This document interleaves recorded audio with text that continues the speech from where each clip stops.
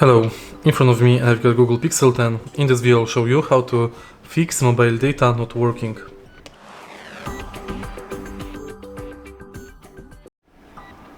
In the beginning, make sure to disable and enable bug mobile data.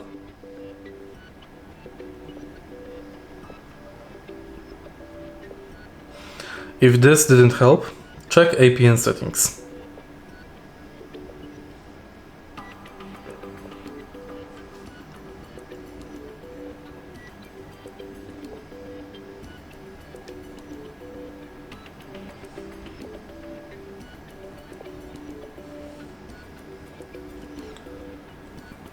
You can reset this function to default.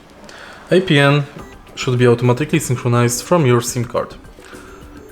In the end, ensure SIM card is properly inserted, or restart phone or other toggle airplane mode. The last thing you can try is resetting network settings to factory defaults.